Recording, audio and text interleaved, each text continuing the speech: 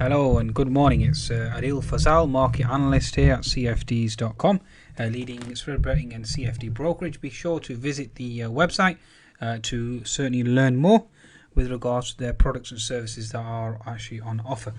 With regards to the educational aspects, be sure to visit www.cfds.education to observe the charts and analysis that I put on there daily. Okay, folks, FTSE 100 morning wrap-up so far, or thus far. The FTSE at present is currently trading at the 6322 level.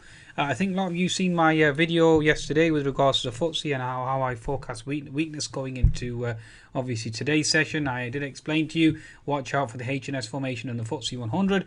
And that's exactly what transpired. As you can see, we've hit the 6340 H&S target, and obviously the market has subsequently fallen lower, based on the economic data that came out of Germany, with regards to its economic sentiment, ZEW, etc., with regards to it being worse than expected. And that's obviously due to the Volkswagen scandal, and to a large extent that is already priced in.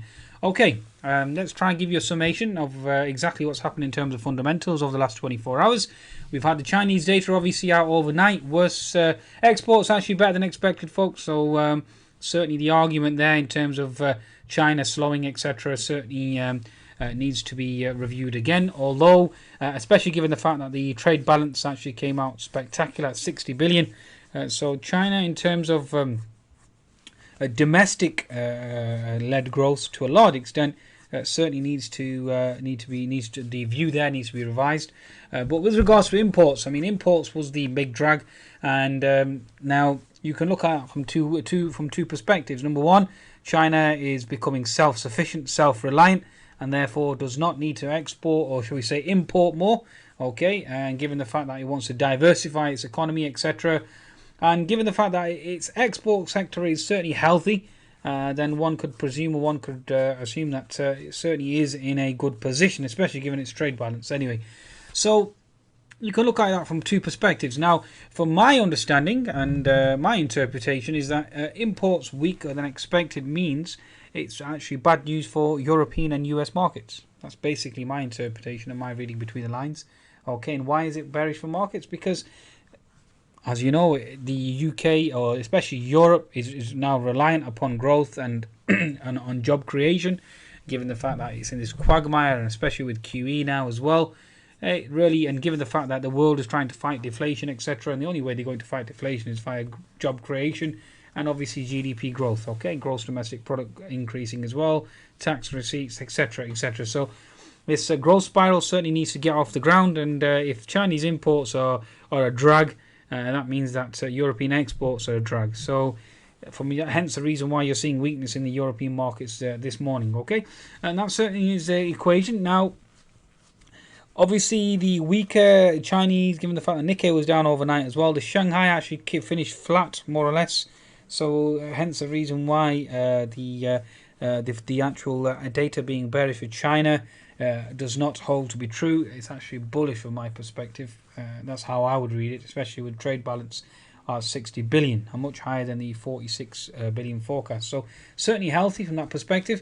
Okay, now that should help the Aussie and the Kiwi, although the Aussie and Kiwi were down overnight quite substantially, and that was mainly due to the fact that they've obviously had quite a stellar run as of late. Some air needs to be taken out of this rally. I mean, you can see here that we are putting in a potential, the Kiwi itself, looking at a 10-minute chart, has actually rallied off the lows though.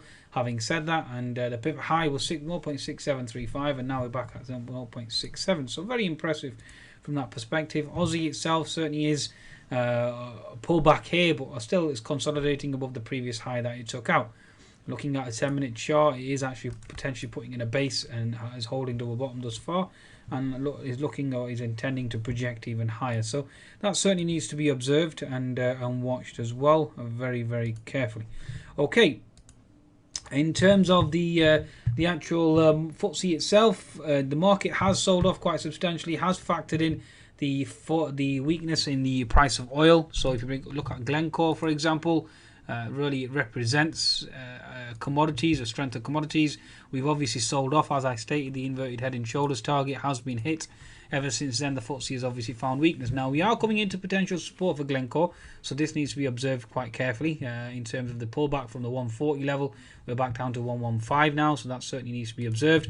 In terms of oil, bring up the chart of oil for you. The dollar index, obviously, like I said yesterday, we were going to get a bounce to that 200 MMA, and that's exactly what's happened, and that's what's occurred, and hence the reason why you're seeing the price of oil down. Now, oil is actually coming back into support now. It did touch the pivot low 46.6, but it is actually coming into support because previous resistance, as we all know in technical analysis, previous resistance equals support, and that's exactly what we're observing right now. So the FTSE, given the fact that we've had several dovish comments out thus far, I mean, allow me to read some of the comments that have come out this morning, and from Mr. The BoE member. So if I just share these comments out to you, and you'll see why the argument for the FTSE putting in a potential pivot bottom. BoE's Vlieghe, loads of room to tighten or ease monetary policy isn't all played out. So he's talking about the QE card. BoE's McCarthy, risks from EMs are not critical to UK economy, so downplaying the risk from emerging markets. BoE Vlieghe, next interest rate move is more likely to be up than down. Can wait and see before rate hikes. So can I obviously observe BoE Vlieghe, neutral rate is probably 1 to 3% instead of 3 to 5%. So now he's talking down any potential. Okay, so of concerns there with regards to a hike or a sudden hike in interest rates. You are looking at a German GDP obviously obviously being lowered given the Volkswagen scandal that was expected to a large extent, and ZEW obviously worse than expected. But in terms of the FTSE 100 itself, it certainly will look to potentially put in a bottom given the fact that oil is now into support, and you have several hawkish, or should we say dovish rhetoric helping and to support the FTSE. As you can see, the FTSE 250 is bouncing given the fact that sterling is actually dropping, so it's certainly helping from that perspective. Okay, looking at a chart of copper as well. The chart of copper on a 10-minute chart basis, you are coming into potential horizontal double bottom support on copper now. So again, that's going to give you some justification in terms of support. Gold as well, double bottom is potentially holding as well. Okay, and the oil and gas, like I stated the other day, it has sold off from the highs. I did explain to you that the FTSE would obviously top out given the fact that the oil and gas sector obviously is now into resistance.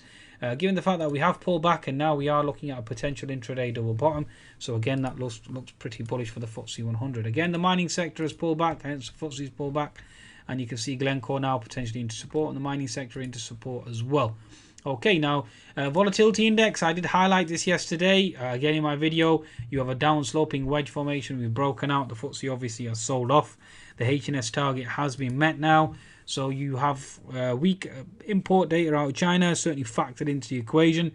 You have the weaker German data obviously factored into the equation. Nikkei down overnight factored into the equation. Hence the reason why the FTSE 100 has sold off and hit a pivot low of 6312. Given the fact that that's all now obviously baked into the cake and baked into this currently FTSE sell-off, and then given the fact that we have dovish comments, that should trigger a short squeeze and send the markets potentially higher.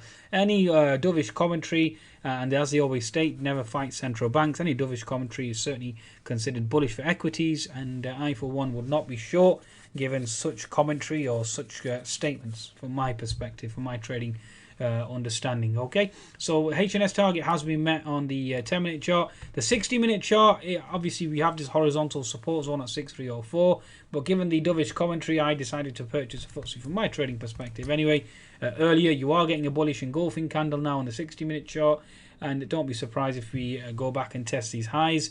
Again, looking at it from a hypothetical point of view, from a technical point of view only, ignoring fundamentals, you have a H&S formation potentially brewing now as well. So this right shoulder thrust, given the fact that we've had this short squeeze based on these dovish comments, negating the bearish German data, negating the bearish Chinese import data, could more or less, could certainly trigger this right shoulder.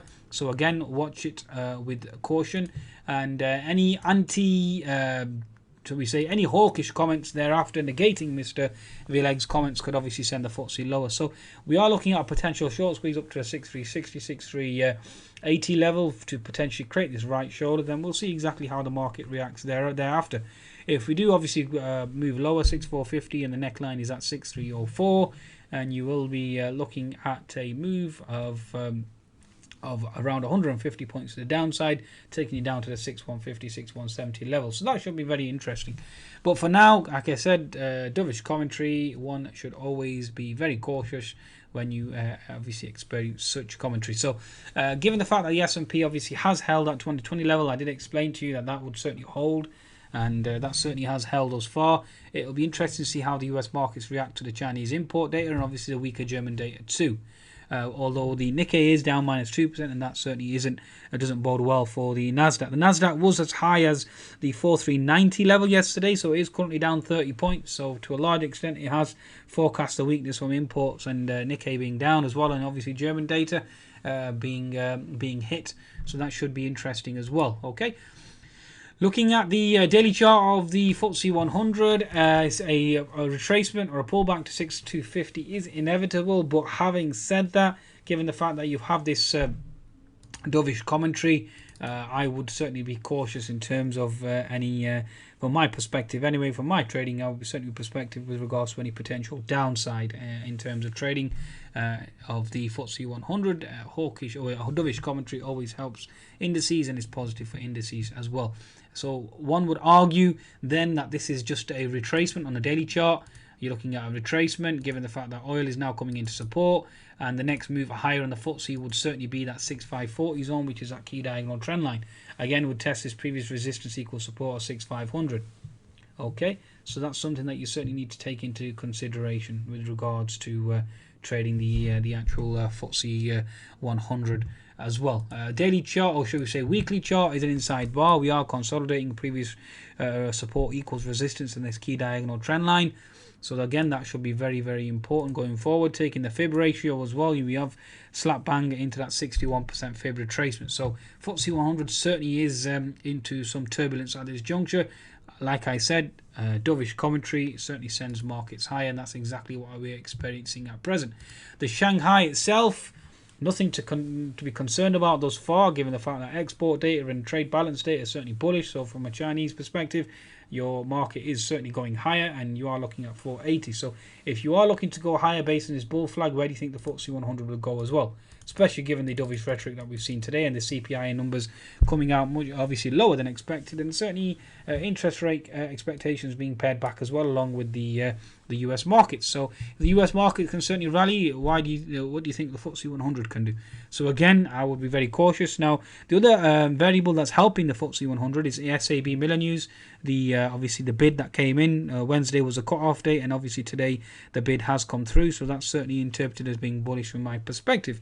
And that's exactly what should and is expected to transpire from the FTSE 100's perspective. Okay, folks, I think that's a wrap all in all. In terms of FTSE All Share, we can look at other indices. I think I did cover them yesterday with regards to them potentially being at resistance. But given the dovish commentary that we've experienced thus far, from my understanding, the FTSE 100 certainly is looking to be propelled higher. Going to a 10-minute chart, if we do propel higher here, you're looking at testing this 6350 zone again on the FTSE 100. Okay, folks, so keep an eye on that 6350 zone. Given the fact that we have intraday fib retracement, so you're looking at a 50% retracement to 61% retracement potentially. You have this downward sloping diagonal trend line that will certainly kick in as well. So certainly be sure to observe that. Looking at a 5-minute chart, looking at it on a micro perspective, again, you are looking at the level of 6350 being the key resistance zone. Okay, that's a wrap with regards to the FTSE. Again, remember, dovish commentary plus SABMiller news certainly will hold the FTSE 100 afloat, and that pivot low at 6310 should certainly hold for the day. Okay, goodbye. Be sure to visit cfds.com for your trading needs. Goodbye now.